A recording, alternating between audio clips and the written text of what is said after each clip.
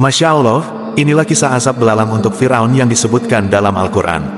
Tahukah kamu, belalang bukan sekadar serangga biasa. Dalam Al-Quran, belalang pernah menjadi bagian dari azab mengerikan yang ditimpakan kepada Firaun dan kaumnya.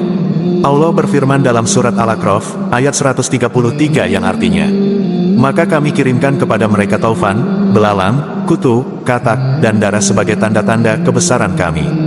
Tetapi mereka tetap menyombongkan diri dan mereka adalah kaum yang berdosa. Firaun dikenal sebagai raja yang sombong, menindas Bani Israel, dan mengaku sebagai Tuhan. Meskipun Nabi Musa telah mengingatkan, mereka tetap membangkang. Kisah ini terjadi di Mesir pada zaman Firaun, seorang raja kejam dan angkuh yang menindas Bani Israel serta mengaku sebagai Tuhan. Kemudian Nabi Musa diutus untuk mengingatkan Firaun. Namun, dengan kesombongannya, Firaun menolak ajakan Nabi Musa untuk menyembah Allah. Bahkan ia semakin menindas Bani Israel.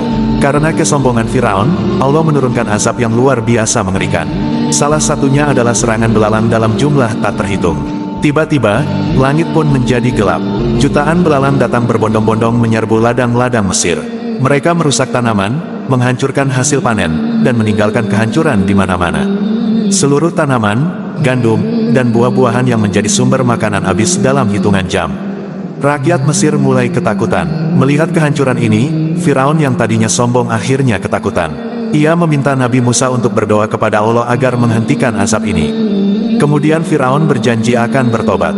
Firaun berkata, jika azab ini dihentikan, aku akan membebaskan Bani Israel. Allah akhirnya menghentikan azab tersebut atas doa Nabi Musa. Tapi Firaun kembali berkhianat. Ia mengingkari janjinya dan tetap menindas Bani Israel. Karena kedurhakaannya, Allah kemudian mengirimkan azab yang lebih besar lagi. Hingga akhirnya, Firaun dan tentaranya ditenggelamkan di Laut Merah. Jangan sampai kita mengulangi kesalahan Firaun. Mari menjadi hamba yang rendah hati, selalu bersyukur, dan taat kepada Allah. Apa pendapatmu tentang kisah ini? Tulis jawabanmu di komentar. Dan jangan lupa like, share, dan subscribe untuk kisah Islami lainnya.